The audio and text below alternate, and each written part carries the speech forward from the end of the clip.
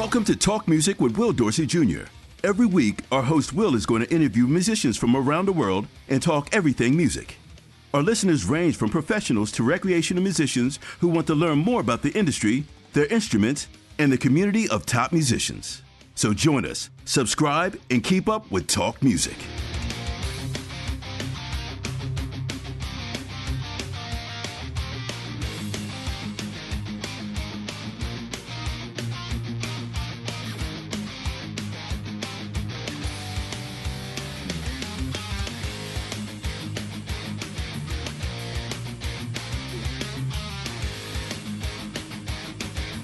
And now, live from his studio upon the mountaintops of Southern California, here's Ill Will himself, Will Dorsey Jr. Today's episode is brought to you by our sponsor, eRecord Studio, the new way musicians rehearse, record, and share their eRecord sessions on social media. Visit ERS on eRecordstudio.com. Download this amazing app on Google and Apple Apps stores. Ladies and gentlemen, I want to introduce to you guys a friend of mine, Jonah Nimoy. What's up, Jonah? Nothing much, Will. How are you? Yeah, I'm good, man. I miss you, man. I miss you too, dude. I really miss you. I know you've graduated. You've moved on to some pretty big things, and we miss you out there, but I'm happy for you. Well, thanks, man. Thank you for being on the show. I definitely appreciate it, and I want people to know about you more because, dude, you're so talented. I'm just blown away by your, all the things that you can do. You know what I mean? So it's just like I just want people to know about you. So that's the reason why I want to interview you. Can you tell like our people on Talk Music about what you've been up to lately? Oh man, well, first off, thank you for having me. Will Dorsey, always a pleasure when I get to see you. Always awesome. Oh man. Yeah, man. Well, we it's been a busy year coming back to the world a little bit, post-pandemic life, a little post during whatever.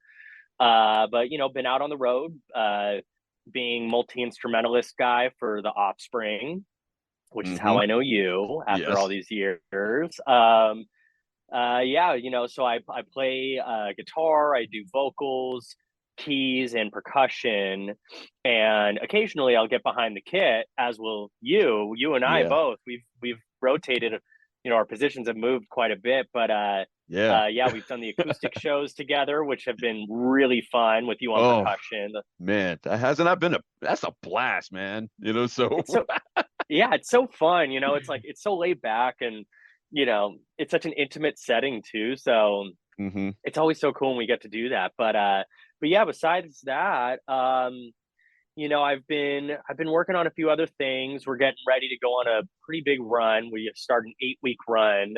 In about a week and a half. We leave a week from this Friday, and doing 5 weeks in Canada, and then straight from Canada down to Australia for 3 weeks, and then we've got a one-off in Portland, I believe, and then that's it for the year. December 20th, I think, is our last show, and our first show is Halloween nights. So yeah, it's gonna be a busy one. It's gonna be big, but I'm really excited. And since I've been home for the last month, I've taken on a couple other projects. I do illustration work as well, in between music stuff, and I've been active with that for the last 8 years or so. And I've been in an art show, and I actually just finished recording a new solo EP about a week ago. I'm doing a hardcore my new hardcore outfit. We'll see what happens with it, but wrote a few songs and tracked it. So I want to hear this, man. I know. I actually got to send it to you. You just reminded me. Now I really have to send it to you.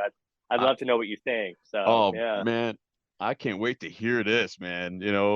So can I ask, what are you playing on this record? So I'm playing everything on this record. Ooh, Me, this myself, what I'm and talking I. about. This is what I'm talking about, man. Dude, man. That's what I said in the beginning of the show. Multi talented dude right here. You guys don't even know. Telling you, blush, dude. Make me blush. Man, I'm so excited for you, man, to get this out, man. I can't wait to hear it, man. That's what I look forward to, man. I just want to hear you, dude. So oh man, thank you. Can I ask, when is this exactly coming out? So I'm kind of working it out because I really want to release it properly, instead of just like uploading it onto the internet and have it disappear into the ether forever. So, I'm hoping it'll be out maybe, early next year. I probably would have to wait until maybe February, and I want to have more songs by then. So definitely in the next, within the next 6, I don't know, 4 to 6 months, hopefully it would come out. But yeah, I'm really excited. I haven't been this excited about my own stuff in a long time, and like my own music, the stuff that I write. So I'm stoked for you to hear. I'd love to get your input, get your thoughts on it. So yeah. Can I also ask this, who were your influences on this record? What made you want to do this record? Well, in the last year, there's been I feel like there's been a hardcore renaissance going on, specifically a band I've gotten really into is a band called Turnstile they're blowing up right now. Baltimore band, actually, from your hometown. Oh yeah. You got to check them out. They're really? They're blowing up. Yeah. They're really, really good. I saw them 6 years ago open for Every Time I Die, another one of my favorite bands. That's my dudes. And yeah, dude. Oh my God. Those guys are just monsters. And so I've been listening to hardcore, for a long time. I love Refuse. I love Every Time I Die. But then it seemed like in the last year, just these bands are just, popping up, and they've been around for a long time. Of course, the joke that it takes 12 years to make an overnight sensation, these bands have been around for a while. Only now it just seems like they're becoming more prominent. But specifically, yeah, Turnstile was a big influence. And then another band I got really into is a band called Scowl. They're kind of up and coming right now. They're out on tour with the Bronx and the Chats, I believe, right now. And they are fucking awesome. Really rad hardcore band. Yeah. And they're really, really cool. I became friendly with them this last year, and Malachi and Kat specifically, who I got to meet, are really rad. She's the singer and Malachi's the guitarist, and really cool band. I heard that EP and was just like, this is so visceral and heinous and evil and just mad. And I was like, God, it's so fun. It's just so cool that this punk outfit is kind of making moves these days. And I just got so inspired. I just got really inspired and had so much fun writing the lyrics. I just felt like I could just write whatever I wanted. It felt really raw and just, going forward with it. So that's kind of what got the fire burning under my butt, where specifically Scowl was a big one. And I was like, damn, I want to write songs like that. That'd be so fun. So yeah. So that's kind of where I'm at with it. Yeah. So dude, you got to be screaming in this, right? Oh yeah. Only screaming. Yeah. All the way. No singing. Yeah. No singing. So no singing parts. No, come on, man. Nope. Not one. No, not one. Maybe not ever. And and that's kind of the thing. It's I used to scream in a metal band, like in the last 10 years, I was in a metal band. I started out as a front band and I sang and screamed, but this one, it just, yeah, and that's kind of where I got my start, is okay, I could scream, and of course, Randy Blythe, one of my heroes when it comes to frontman scream, the whole deal. When I grew up listening to Lamb of God and was just oh my God, how do you sound like that? He's a monster, he's incredible. And he's such a good front man. And there was that time we got to hang. That was the first time I met him, actually, when you were filling in with us. And that was such a treat, because I grew up listening to Lamb of God, and all those guys. So that for sure was like a big inspiration on my sound of how I've screamed through the years. Randy is like, numero Wow, uno for sure. Yeah, definitely. man, I already wanted to hear it. I want to hear it even more now. So I'm talking it up too much. Oh my God. no, Yeah. no. This is what this show is about. I want you to promote your stuff. I want to hear about your music, and that's what That's what I want people to know you more, man. I just like I said, I just want people to get to know you. Thank you. That's Yeah, awesome. no Thank you, problem, man. dude. Um, so did you have any like training in like any? I know about drums, but I know people don't know that you're a phenomenal drummer as well. I know I was just wanted to know like formal training in your music, like playing guitar, doing the singing. I mean, did you get any formal training from that? Because you also sing with the Offspring too. So I just if you can fill in kind of like those blanks about your training. Yeah. So I did get professional training as a drummer. I initially started out as a drummer, like we've talked about before. I went to LA Music Academy out in Pasadena, which was kind of the idea of the school. It was run by Ralph Humphrey, who played with Frank Zappa and was a big, Mm, session guy, did a lot of TV work and film work, and then as well as Joe Picaro, who's like one of the ultimate badasses in the drumming world, like all like anything from Hawaii 5 to the Batman soundtrack. Like he's done it all. So really rad learning from those guys. I never in a million years thought like I would ever be in that like field or just realm like with these big, players, like that. So yeah.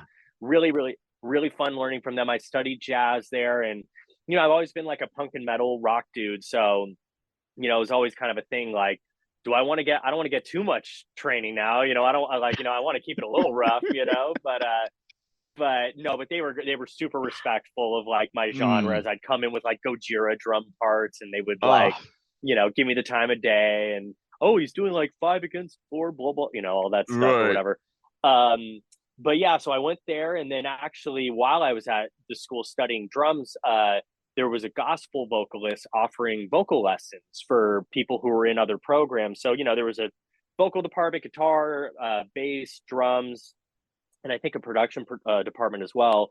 And I was in the drums, but they offered this class for vocals for instrumentalists, and I took it. And Dawn Bishop led the class. She's a gospel singer, like amazing, amazing vocalist. And my issue was like my voice would just die after 15 minutes, whatever. I just had bad technique. So she gave me a lot of really good warm ups, and I took her class 2 years or twice in a row because I was just like so stoked on it. It really helped, with my keeping my voice up, keeping it in shape, and helping me with pitch and vocal technique and all that stuff. So I got some training there, and then, but as guitar, I never really got that much training because I was never great at theory. Like I was more just Mm. like I learned stuff by ear. Where drumming is pretty straightforward even when you're learning theory because it's just like do da do da. Where like Right. guitar, it's like there's a key signature and the treble clef and all. Like I was like, I have no idea what's going on. Like that did not compute with me too well. So definitely, yeah, guitar not so much, but like I just learned everything by ear, and that's Wow. kind of where I've been at. And yeah, so but definitely mostly drumming and vocals I've gotten a lot of like help with for sure through the years, because with that stuff the technique really is important, or else you could just wreck yourself. And I studied with Dave Illich for a while, which was really Mm. awesome. He Yes. blew my mind. I mean, I didn't know how to hold a drumstick until I met Dave. And I came into my first lesson and he was just immediately like, yep, you're holding it wrong. Yep, no, that wrong, wrong, wrong, wrong, wrong. Your tom shouldn't be like that. Put it like that. This and that. So he totally like Mm. changed my life. And I studied with him, and then I studied with Greg Bissonette for a long time as well. And Wow. And yeah, that was awesome, man. That was so fun. But to him and Dave, I literally went back and forth for most of my high school, times. I was through high school. I'd work with Dave. I'd work with Greg. Kind of switch off every other weekend. Greg was the one who recommended the school, and Mm-hmm. yeah, really good insight, great input. It was just, like, these are lessons I've taken with me well into, my career now, still to this day. And they're both so amazing. I learned so much from both of them. Wow, man. You're just listing some legendary people that you just said. But I I know, mean, right? you know, like Greg Bassinet, like, come on, man. That's one of my heroes. And Oh yeah. and I didn't meet Dave Elidge not until 2006. Matter of fact, you and I have worked at this place called Guitar Center. Oh yeah. Oh Our yeah. common thing that we have together is Guitar Center, and I Hmm. met him, through that. But I mean, you got some amazing teachers there. Oh yeah. I mean, like, bro, man, that's, oh my gosh, man.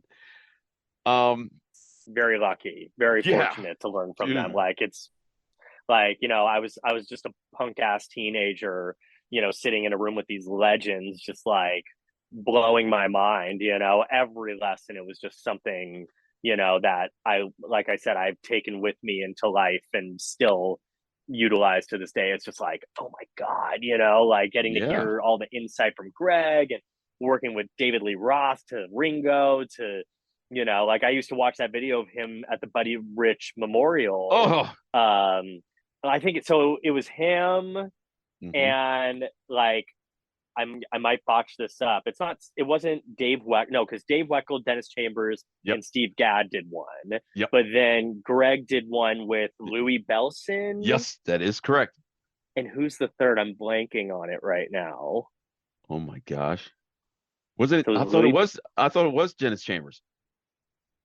God, maybe it was Dennis Chambers. It was Oh Dennis yeah, because Chambers. Vinny yeah, that's right. It is Dennis. Yeah, Yeah. that's right. Okay, so Dennis Yeah. Chambers, Greg, and Louis Belson. Yeah. Oh, I mean, I grew up watching that video, and then, like, you Woo. know, I got to talk to Greg all about it, and just trading fours with those. Oh my God, it's so Man, cool, so it, rad. there's a song that I used to do, and I'm not trying to take away from our interview or anything, but it's a No, no, song that please. that Greg did called Time Check, with Buddy Rich song called Time Check. Oh, And our high school band did that song, and I just about stole every lick that he did on that song. But Time Check, I love that song. I still love it. But anyway. that's awesome. I'll check that out. That's Yeah, rad. I don't yeah. know that one. Yeah. Time Check is a great jazz song, man. You'll dig it, and I'm sure you dug all those songs that were on that Buddy Rich Memorial video as well. So if you're a fan of it, man, you'll love it. You know what I mean? Yeah. Um, Oh, for sure. I'm sure I will. Definitely. man. So I'm gonna get away from a little bit of this. I want to get something personal um Sure. about you. So what keeps you up at night, man? Anything and everything, let me tell you. No, God, that's a funny question. Um, I definitely get super, super overwhelmed at times with, just stuff right in front of me in my own life. It happens. Everybody's got, the balance they have to find. And, Mhm. you know, uh, God, I mean, there's so many things from my own personal life to the bigger picture. I could go as far as saying, like, just the sense, just the utterly senseless and unnecessary violence and hatred in the world really drives me nuts on so Right. many levels, because it's just sad that we've come to this point where it's gotten so neck and neck, and Oh my gosh. it just feels really uncertain, and it's not to sound too, like, doomy or anything, Right. because I still believe in humanity sometimes, Yeah.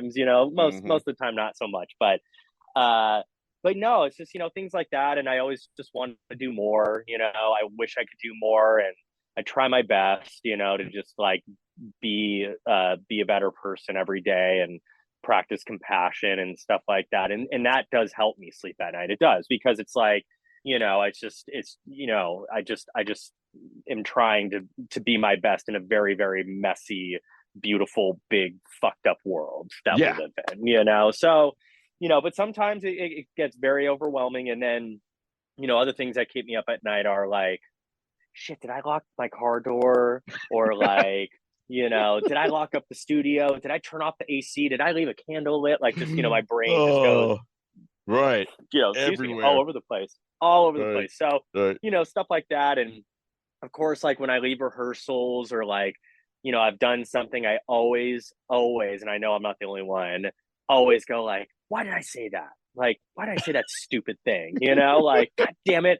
Or I remember something I said, 5 years ago that I wish I could take. It's just like ridiculous, anxious, BS. But that's a good question. That is, because, some nights like, it hits harder than others, but other nights, I sleep like a baby and I feel really good about where I'm at and, my place in this world. But then sometimes it's like, man, shit, I wish I could do more. I just, bottom line, to answer it as simply as possible, I would say like me wishing I could do more, just it all across the board. I want to do more. I want to help out more and be a better person constantly. And that's just that's what keeps me going. It keeps me up at night. It's a balance. I'm always navigating every day. It's a new challenge. So, Man, I hear you on that, man.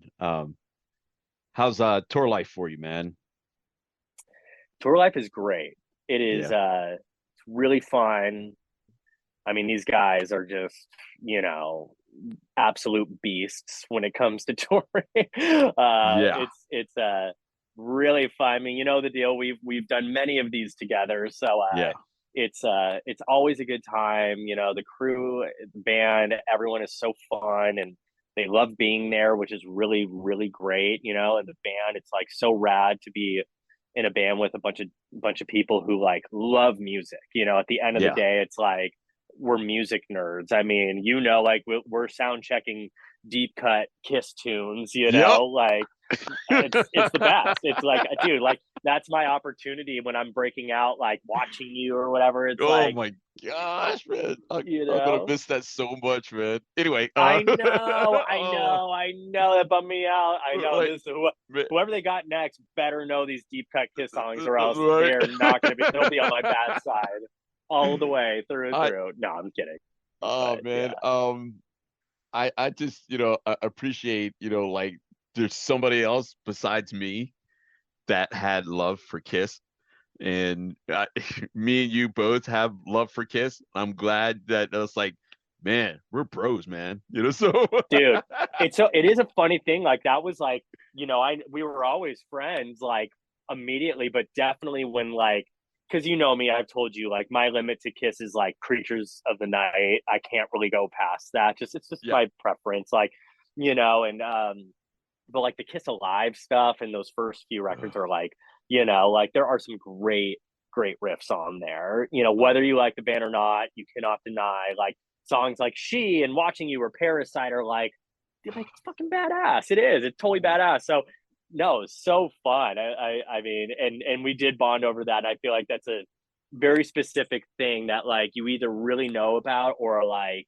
like we talked about the different stages of Kiss, knowing you could just look at their makeup and know exactly what year they were on tour, what album they were supporting, like, and you get it, because like myself, we're both nerds in that we field. are. But yeah, proud of it. Dude, man. I want to let people know right now, this guy plays these songs like it's nothing.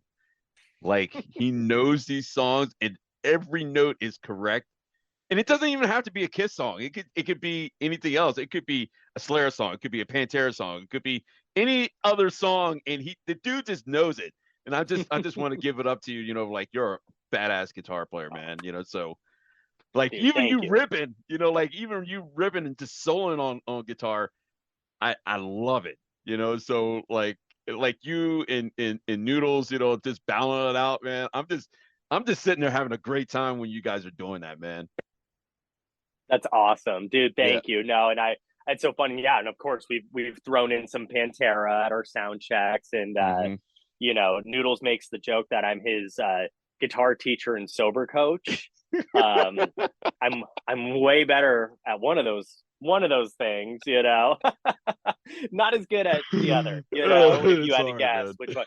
But yeah, man, no, and I appreciate that. Yeah, and it's fun because I will say, being in a band like the Offspring, my shredderific moments, like I don't, Right. I get to do it very often, which is totally fine because it's just, it's what pertains to the gig and the music, and if anything, it's actually taught me to like, keep it simple, like don't go overboard. People make the joke, KISS stands for keep it simple, stupid. It's Oh. like that was, that was kind of the thing. It's like simple, man, less notes, That's more true. hits, you know. So no, and it's so fun. But they've let me branch out, like you said. We have those moments where Noodles and I get to have a little guitar battle on stage, and I'll do like Eruption or something like that. So Yeah. yeah, it's Oh, fun. No, it's super fun. man. Can you talk about anything about like preparing for shows, like what? Well, the four of you guys, you're preparing for a show. How do you prepare for a show? Well, it's changed a lot through the years. I'll do a light vocal warm up. When you're like playing a show every single night, or at least every other night, every few nights, Hmm. like my warm up routine kind of lessens a little bit just because, I'm so warm still, honestly, from the night before and the few nights before. I'm just kind of like, let's go, let's do it. But definitely, before a show, I'll warm up my hands because for percussion stuff, I gotta have my hands ready and warm. Just pounding the bongos or the congas and my toms as well. So I actually took a couple lessons from a really amazing percussionist, Luis Conte, Ooh, who's big recording session dude through the years. He last was playing with James Taylor, and he's played with wow. Jackson Brown, and he's amazing. And took a few lessons with him just to kind of get my technique right, make sure I was hitting the drum okay, and he gave me some really good warm ups because jumping from guitar to drums, very different, approaches. And he even had said at one point he thought it was really cruel that I have to jump from a hand percussion situation to then guitar because you got to be kind of like delicate with your left hand, but Yeah. then you got to smack. But there's kind of, it took a while to find the groove, but in short, I'll just do a light warm up with my hands and my voice as well, and just kind of, like I said, it changes. Sometimes I'll pop on a horror movie in my hotel room, and I don't know, like just hang and make sure I get a good meal earlier in the day, so I'm not like eating too close to showtime. Yeah. But yeah, like I said, at one point, Todd and I would take like tequila shots before the show, Right. which was fun. I think we kind of roped you into a couple of those a few times You here and did. there. Where you're drunk, it's totally different animal, It it But relaxed me, man. So and there's something to say for that, and it does help, like because when I did my first tour with them, when Greg was still in the band, we would take a shot of whiskey before every show, and it helped, like just the one shot, it's just kind of like, okay, mellows you out, boom, boom, boom. But in the recent runs, I haven't done that anymore, just because I do notice it kind of messes with my throat a little bit. Mhm. Singing wise, especially like something like that, it's like hard alcohol. But yeah, I try. It's once I get in the swing of things, once we're on the road after like 15 shows, I kind of can keep my warm up pretty minimal, and like Reese's peanut butter cup, a bottle of water, and ready to go. There you go. There you Yeah, go. Man, I'm yeah. simple. I'm a simple man, so I don't, not too complicated. Dude, that's awesome, man. Let me when did you join the band, and how did you find out about they were looking for a second guitarist in this band for the Offspring? So this was back in 2017, which is when we first met, Mm-hmm. technically. Yeah, so honestly, I didn't even know they were looking for anyone. I knew Todd, who Hmm. originally was in my position. He was the original, official, unofficial fifth member guy. Right. And basically one day he and I had played a few gigs around Hollywood, doing like cover gigs and whatever else. And we met through our mutual friend Kemble Walters, who produced a few of my earlier things, Mm. and Kimber. yeah, yeah, Kemble's a man. He's a old pal of Yeah. mine, and he was like one of my first like really good friends. Like getting kind of into the whole scene of whatever Hollywood was at that time, and but we had like there was a Nirvana cover band he had, and I'd fill in, Mm. and then we had a few other fun things, and then I just happened to meet Todd, kind of just through all of it because he and Kemble are like best friends, and Yeah. so Todd, after knowing Todd for like I want to say like a year and a half or 2 years, he calls me one day and he's like, "Hey man, like I need you to sub for me on a gig," and I was like, "Oh, for sure. What's the gig?" He's like, "Oh, it's with my band, The Offspring," and I was like, "Wait, you're in The Offspring? What the fuck, dude? Like seriously?" And he's like, "Yeah, didn't I tell you?" I'm like, "No, you didn't tell me. Like I probably Oh. would have known. I grew up on those guys. I grew up on the band. So and you know how it goes with gigs. Like sometimes you get your name thrown into the hat, and then it just Mm-hmm. does not work out. Like Yeah. 11 out of 10 times, it doesn't work out. Yeah. And so I'm sitting here thinking, there's no way this is real. There's no way I'm going to ever like actually get this gig. And I was just waiting to hear from management, didn't hear anything. I didn't know what was going on. And then one day the email came through and they were like, can we jump on a call and blah, blah, blah. And initially, this was just to sub in because Noodles had a family emergency he had to stay home for on that run. He was unable to come out for this run. So, it was very like bittersweet. It was under very unfortunate circumstances got to join the band initially, but ultimately I jumped out and Todd subbed for Noodles and I subbed for Todd Mm-hmm. and did that first run throughout Europe, and uh totally blew my mind. I was like, holy moly, Right.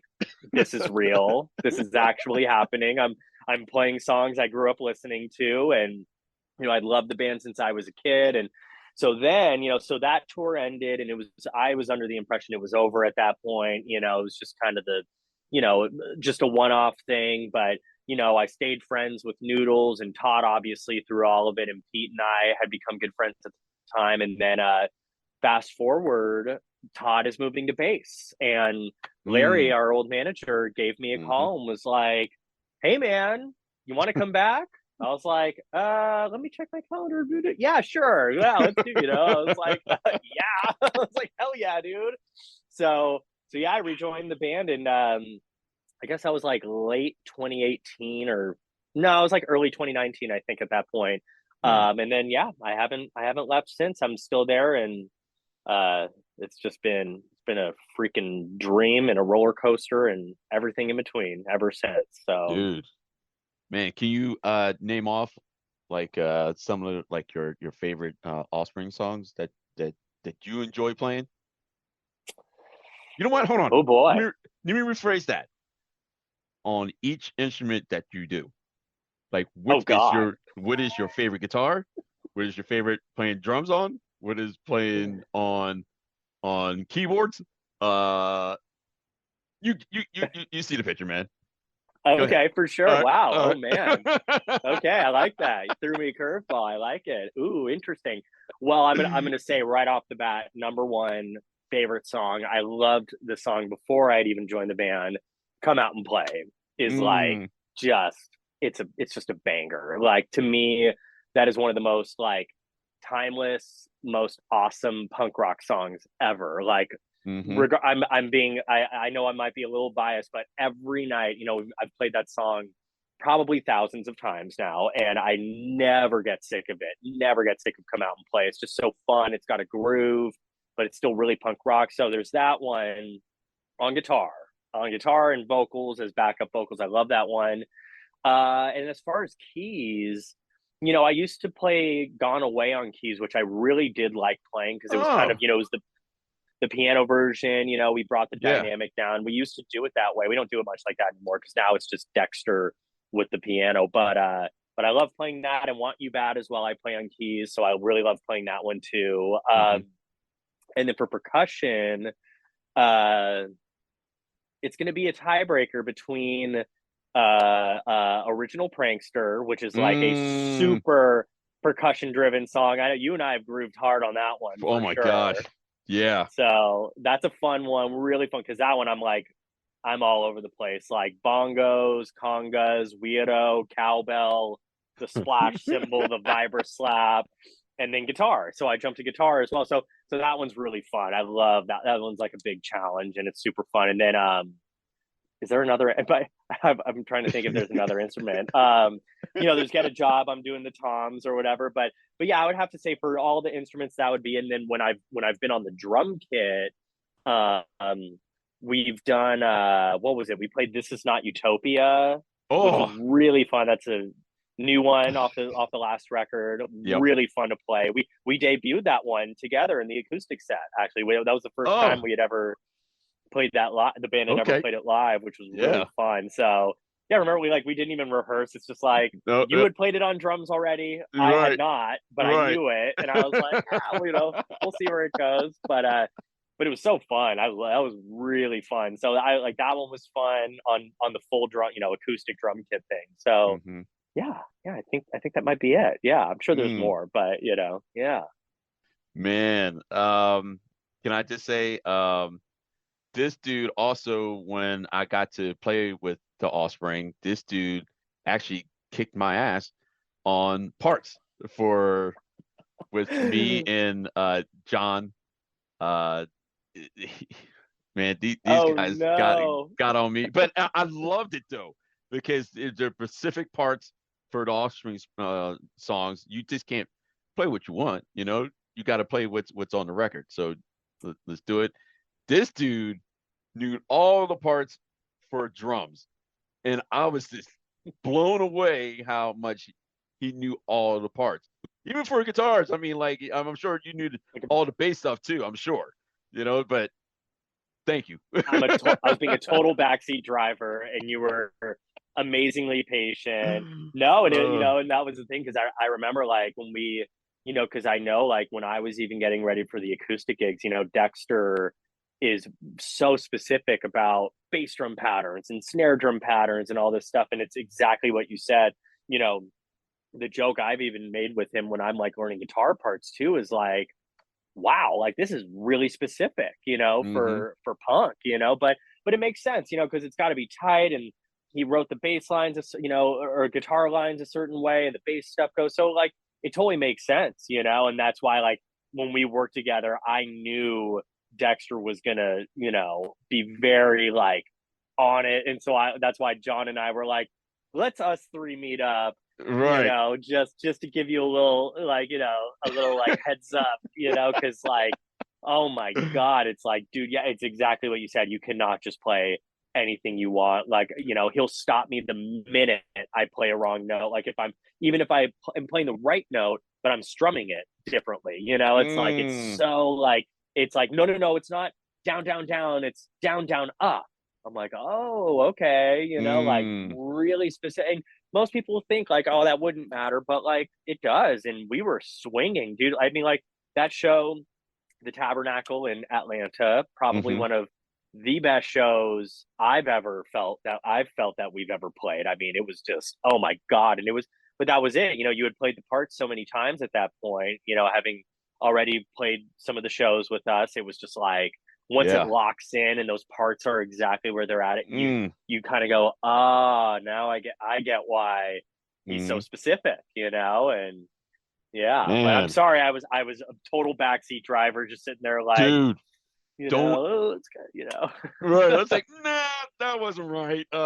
It's like this, dude. So. Yeah. I know, like I remember, like I think it was like "Gotta Get Away" or something. Like we talked Yeah. about that chorus part for so long. No, it's not do do da do do da. It's do da do do da like just Right. drum speak. We're sitting there going back and forth. I wish someone had recorded our conversations. It like probably sound like just fools, but hey, we made it happen, dude, and you killed it every single Dude, one. It was, thank you, and man. can't thank you enough. No, I can't, and dude, can't thank you enough for So much making it fun. happen. This, You owned it. Oh, dude, it was thank you, rad. man. This is a total fun band. To even play with. And you guys have fun on these shows, man. It is so much fun. I love, what Noodles does during the set, with his fuck yes and Yeah. Oh, that's one of the best. Oh my god. Well, so he got that from Freddie Mercury, the oh whole, "Ayo" kind of thing. yeah, yeah. Um and that, because I think one night we were talking about it, like, you should do the AO, like, just use it for, who cares if like Freddie Mercury did it already? You can just use it, and without telling a soul, didn't tell anyone, he just gets on the mic and does fuck yeah, fuck yeah. And it was like, oh my god, it totally caught me by surprise in front of 10,000 people or whatever, and it Right. just went off. It was amazing. It totally Oh. worked. So no, it's fun. They're fun guys. They're so fun, and they love playing music. You can just tell. It's you know the deal. Like, we had a Hmm. lot of fun rehearsing and playing together, and it's really like a breath of fresh air, because sometimes I feel like in certain gigs, people kind of like it can get a little, very what's the word? Just kind of like overly technical, and it's a job for sure. Like, it's a lot of work, definitely, no doubt about it. But like, these guys are really having fun. They clearly Yeah. love doing what they do. And Noodles, just is a hilarious dude, and Dexter is just a brilliant front man, and Yes, he is. they're just they're so great. It's a dream. It really is a dream, getting to have done what we've done with them, do what we Yeah. do. Today's episode is brought to you by our sponsor, E-Record Studio, the new way musicians rehearse, record, and share their e-record sessions on social media. Visit ERS on erecordstudio.com. Download this amazing app on Google and Apple Apps stores. Um, what's next for Offspring? Are you allowed to talk about it? Well, so I can tell you they're working on a new record. They want it. That's all I can say. That's all I know as of now. But they've let it be known they're jumping back in and cranking out some more songs. And I've heard about three, yeah, like three and a half, I would say, because a couple of them are like demos and whatnot, and it's going to be cool. They're upping the ante quite a bit. A lot of really sick riffs, and Mm. it's pretty heavy. So that I know for sure. They're starting to crank out, and we've got this really big run coming up with Simple Plan that we're going to do in Canada for 5 weeks, which will be really, really fun. I'm looking forward to that. And then after that, we'll be in Australia with Sum 41, which will be awesome. We toured with them numerous times, and they're amazing and really fun dudes. So that is just going to be, that's going to be super, super awesome. And then beyond that, I think they're in the studio just cranking it out, and they cannot be stopped. They can't be Yeah. stopped. So I'm here for the ride. Wherever they're headed, man. I'm just happy to be here. So I'm lucky that I get to sit on the throne for Offspring, but you guys have a legendary drummer back there named Mr. who? Josh Freeze. Mr. Josh Freeze. Who? Mr. Josh Freeze. Who? Yeah. Oh, that guy. Oh, yeah. Yo, He's you around. know that guy. You know that guy. That guy. Yeah, that Now, guy. That you guy. know Oh, that yeah. that guy. Yeah, that right. Oh yeah. Oh yeah, that guy. Yeah. How's it I how's mean, it how's it feel to be in a band like with that dude, legend dude? dude, it's like, look, like getting to having. I will say, in the last year and a half, and just being in this band in general, like I've gotten to play with some of the best drummers on this planet, you being one of them, Oh, obviously. come on. Oh, come on, don't be ridiculous. No way, dude. Oh my God. It's like literally like between you and Josh and we had Jamie, from Bad Religion fill in as Yeah. well. And it's just like, this is the fucking dream. Like, and as a drummer, especially, I'm like, this fucking rules, like I Uh, really like it's so cool to having gotten to play with all you guys. And for sure with Josh, I mean, he's a monster. He is the legends are true about him. Everything you've heard, it's true. Like he's unbelievable. His timing is impeccable. mm, He's got stories up the wazoo.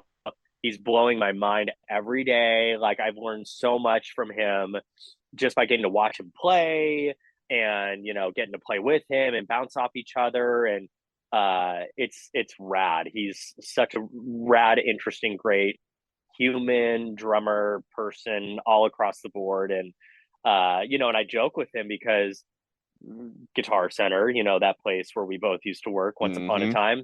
Yep. I used to sell hardware with that guy's face on it, and now I get Right. to be in a band with him, and I'm like, damn, this is cool, So That's super uh, sick, though, man. That's awesome. it's pretty funny. It's funny how life comes full circle in these weird ways. And I've been listening to Josh and watching him play since I was a kid. And I saw him with Weezer when I was like in middle school. And I've seen a Perfect Circle somewhere at some festival in Devo, of course. And it's just like, oh my God, it's such a trip. And we're on a tour bus together, and he's just got such amazing stories and great insight. Like I've learned so much. I mean, from all you guys, getting to play with you and Josh, just like hearing Mm, about all the experiences, it's like it gives me a lot to look forward to, with what I'm doing here, and it's just awesome. It's just been awesome across the board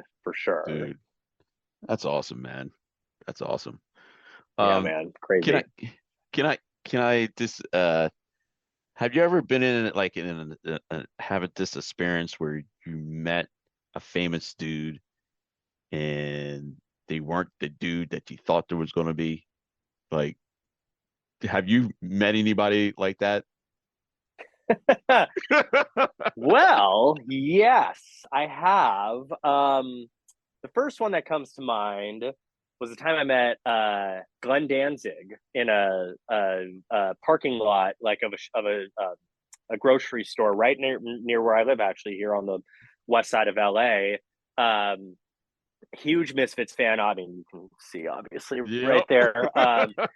You know, grew up on them. I mean, my first tattoo was a Misfits skull. I was like obsessed with Danzig, and in middle school. And he was one of my first favorite singers. Like I started singing and started my own band because of the Misfits. I just loved how simple and lo-fi, and just it just spoke to me. And he has such a great voice. So anyway, yeah. So I it was kind of a weird circumstance. I was like supposed to have like a lunch with with my sister, Mhm. and I was like 18 or 19 years old, and we had gotten into some like weird arguments. So I was like, I'm leaving. I'm going to go to the Japanese grocery store and get food there. Like, we're not doing lunch anymore. So I left the house and I pull into this parking lot, and who's walking out with groceries? Glenn Danzig. Wow. And I'm like, oh my God. I was 19 at the time for sure. And I freaked. I was like, what the hell? So like, I was like, I mean, I was just, he's truly one of my heroes. And I knew the reputation. I was a little scared to approach him because I know he can be a little rough around the edges, or whatever.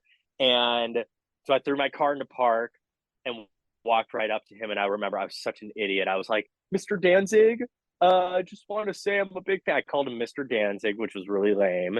But he was really nice. He was super nice. He goes, "Oh, thanks, man, thank you." And he had these groceries, and I was like, "Do you need help with that? Like, do you need a hand?" He goes, "Actually, yeah. Would you mind?"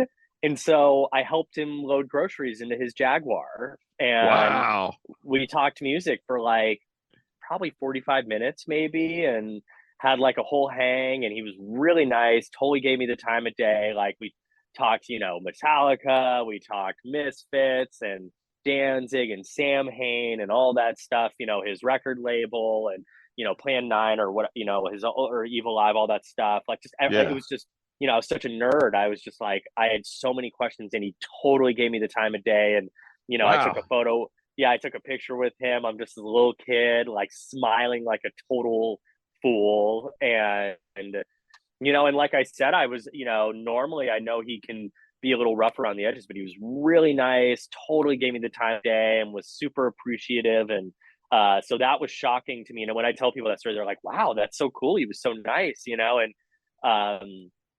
so that's one that really comes to mind for sure.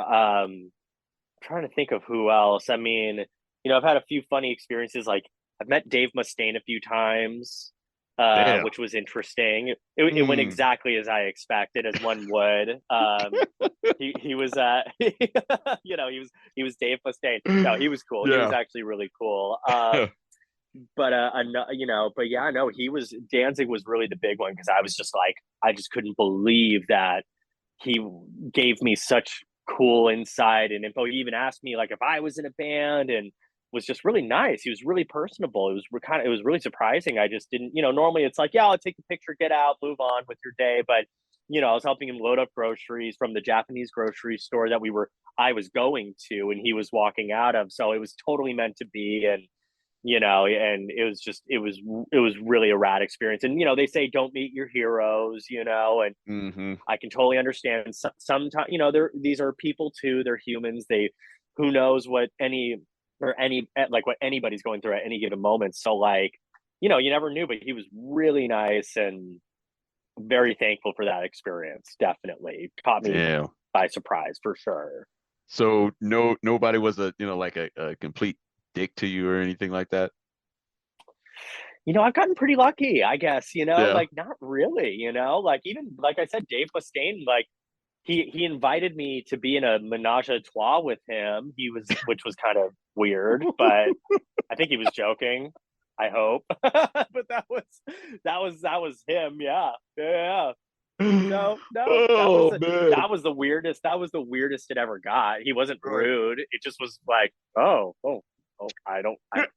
Like, okay, like interesting. No, I've gotten really lucky, and a lot of the people I look up to, like, mostly like seem like pretty kind, people, like I got to, like when I toured with the band Stone Sour and got to work with Corey Taylor, who's one of my heroes growing up. I loved awesome. Slipknot, and he is just, and we're still really good friends to this day. And he's just a total, like, just amazing, talented, sweet dude. And so, and like Randy as well from Lamb of God, grew up listening to him, and like one of the nicest guys. And like, it's just so cool. And I love that in the metal world, these people who literally write some of the most aggressive, angry music are like some of the sweetest, most down to earth humans, and I've gotten really lucky. Seriously, like I can't think of anyone I've met who was like rude or mean. Like, like I met John Doe from X, and he was super nice, really sweet. Like everyone's just been really,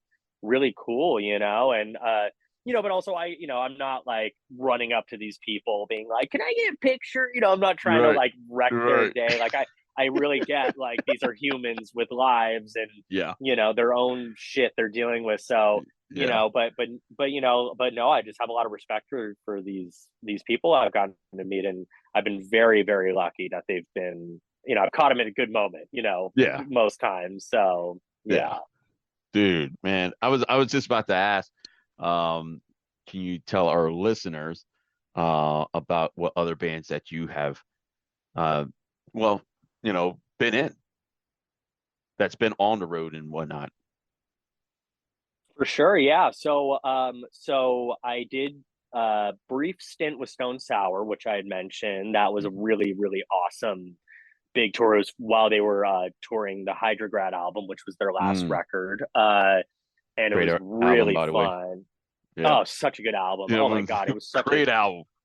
Dude, yeah, and it was like such a good, like, like I know they like were really like relevant and making it happen for years, but that record like brought them kind of like like, I feel like I was just seeing them everywhere at that point.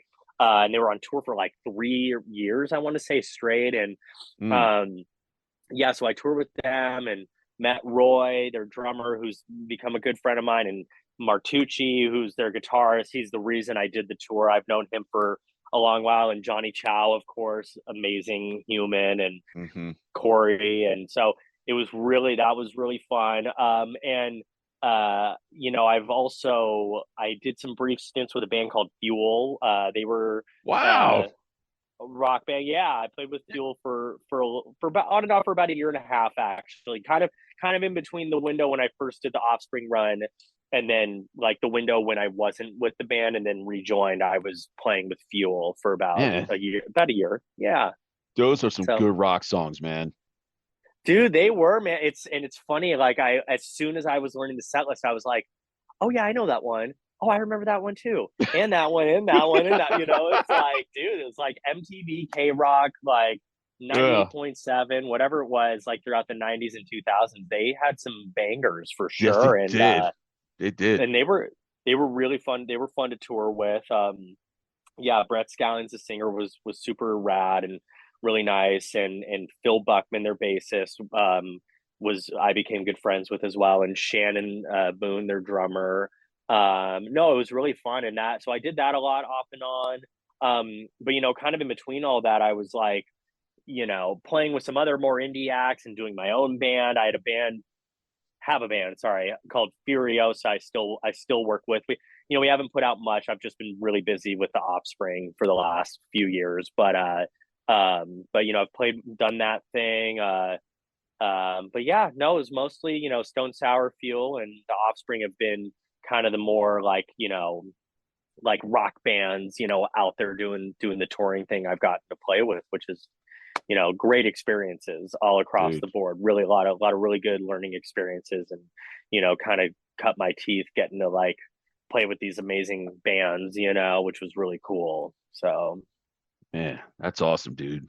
Man, yeah, that's killer.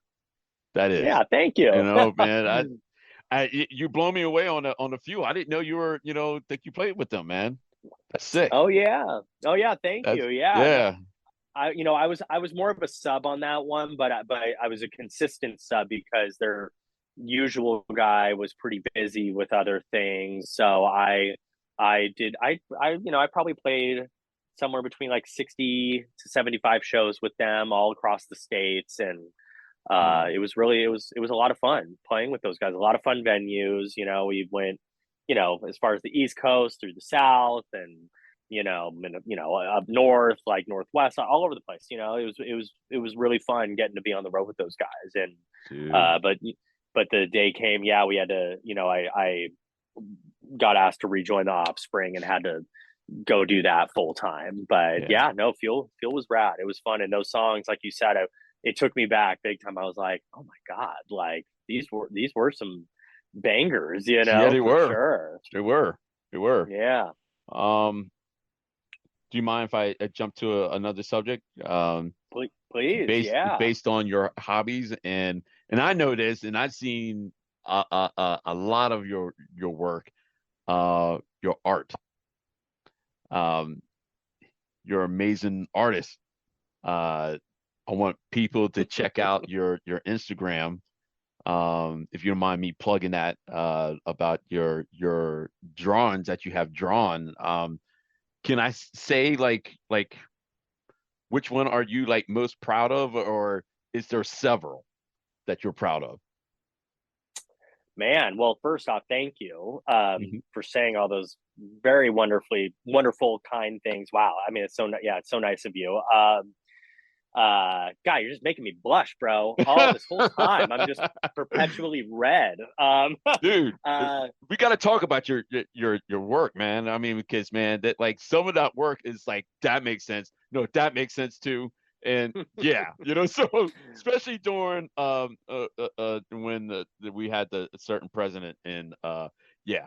So I love the artwork, man. So yeah, well, thank loved you, it. thank you. No, man, I appreciate that, and yeah, so I so yeah, as far as the drawings, I've sort of taken a little bit of a breather from the political drawings.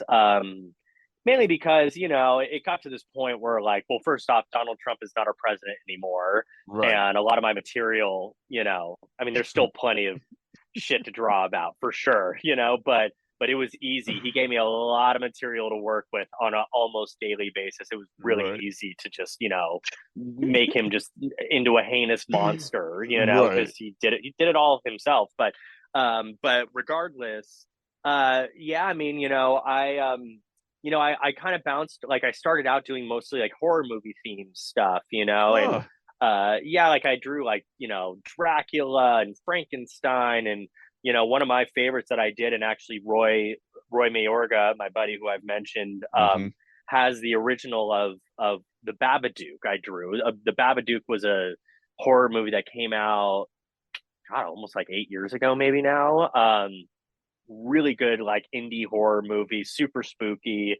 It's a Hmm. beautiful movie. It's, oh yeah, you should check it out. It's a Ew. really, yeah, it's beautiful. I mean, it's pretty freaky, but it's really heartfelt, really amazing message. So that's one drawing that I did. But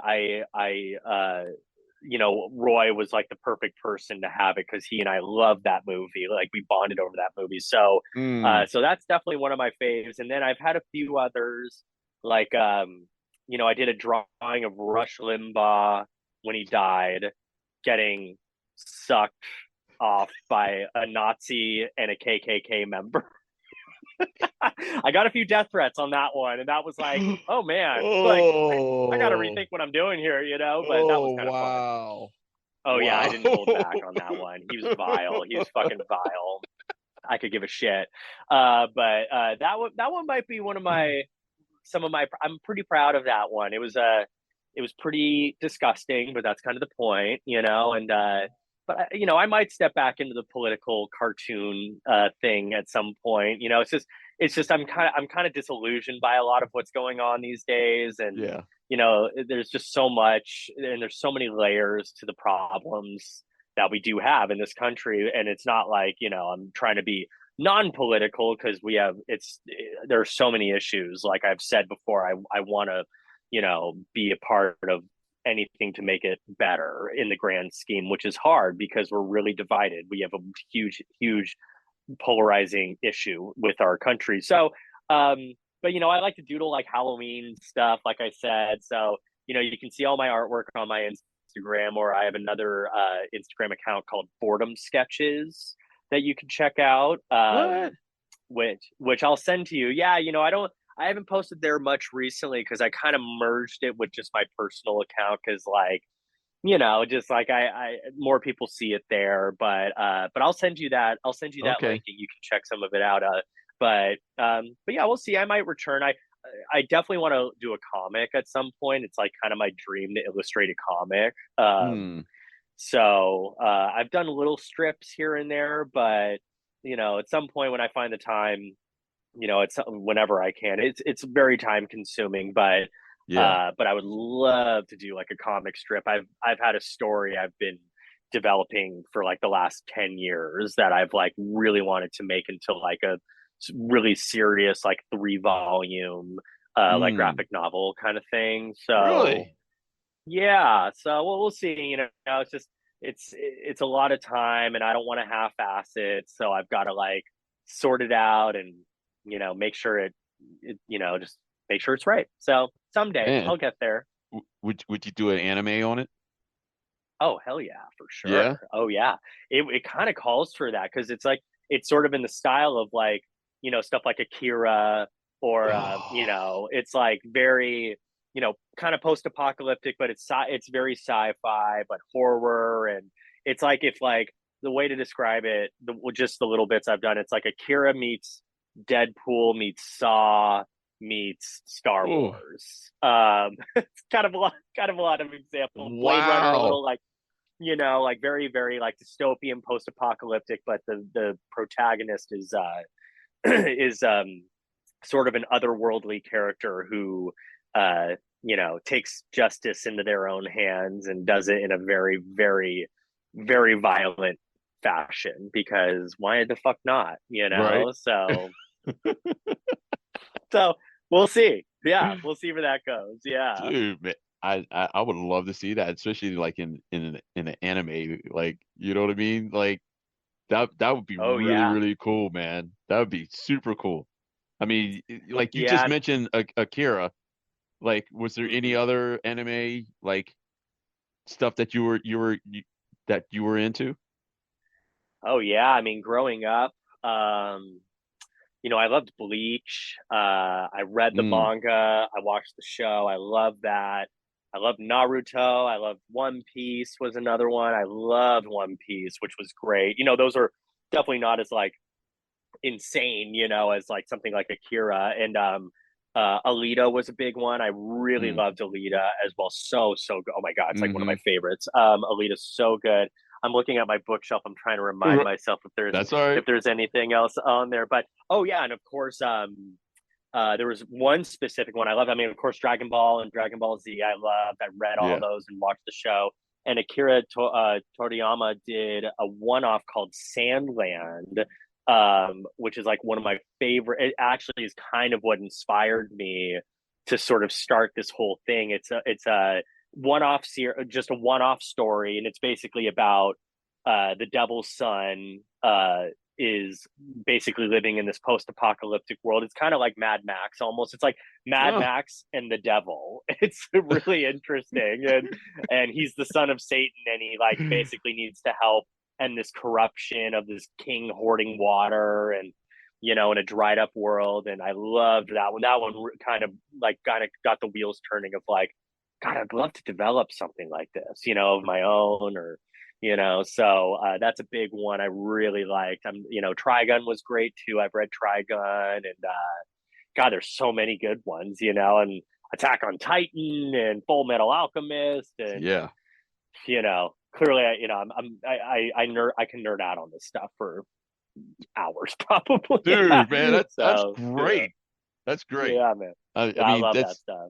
that's super awesome, man. I just I appreciate anime myself. I wish I got into it more. I wish I was still drawing. But like, yeah, I used to draw a little Sorry, bit, you but mentioned that. yeah, Yeah, but right. I ain't nothing like what you were putting out there, man. That's just super sick. Oh What you were man. putting out there, man. So um, I wanted to talk about also with your art. Um, would you see any of that art being like displayed with Offspring? Oh man. Well, so actually there was one tour we did where I animated the Offspring logo, because we had that, you Oh, remember that big circular kind of yeah. like LED screen on our like UK run. And yeah, so a few times I've like thrown drawings into the mix, being like, hey, like Dex, what do you think of this? And most of the time he's totally been into it, and it's just finding a place of where we can fit it all in. And sure enough, we did an animated backdrop. I animated the logo, and we used it for a few moments during the show on that Mm, UK run, and it was perfect because it was like a circular thing. And but moving forward, man, I would love to do more artwork for them. Like, maybe they'll let me, illustrate their next album cover. Just throwing it out into the universe, right. just you know, which I would do in a heartbeat. No, I'd love to for sure. And as long as it's in the style, and Dexter has such a specific vision and an idea that whatever I could do to make it right, I would do. And but yes, for sure, anytime if Mm, ever the opportunity came about again, yeah, man, absolutely. dude, that's awesome.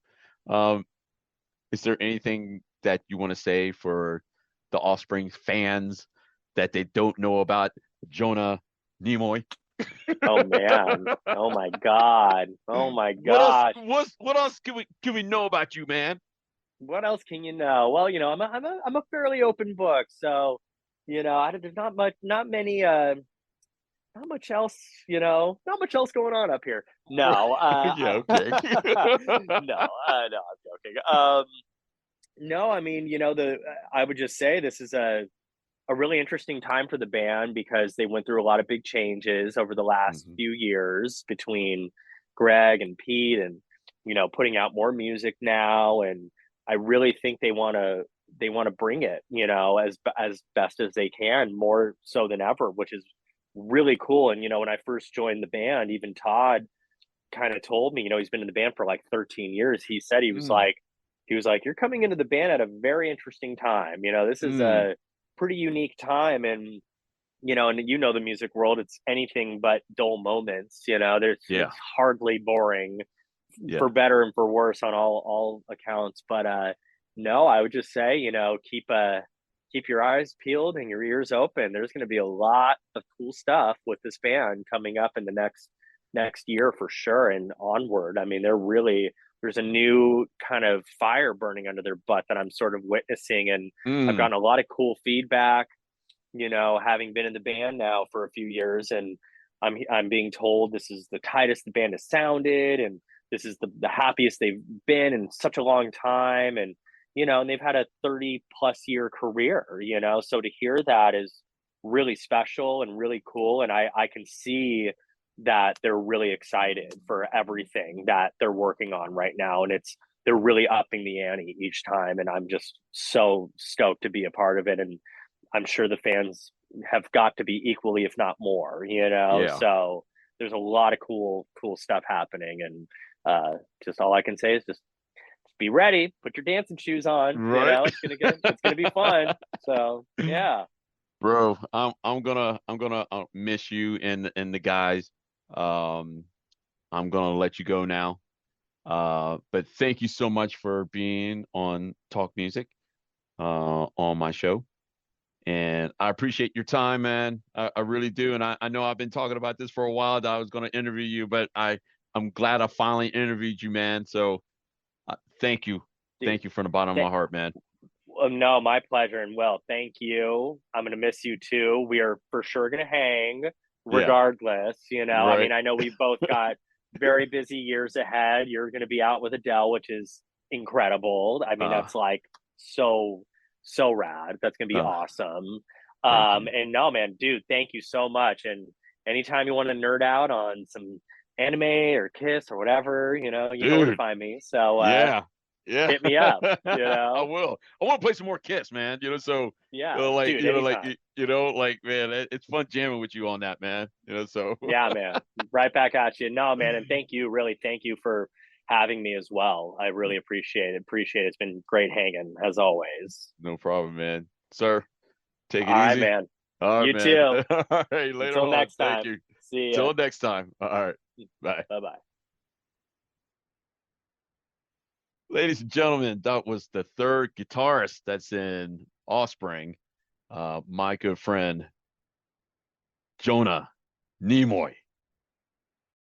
Today's episode is brought to you by our sponsor, E-Record Studio, the new way musicians rehearse, record, and share their e-record sessions on social media. Visit ERS on erecordstudio.com.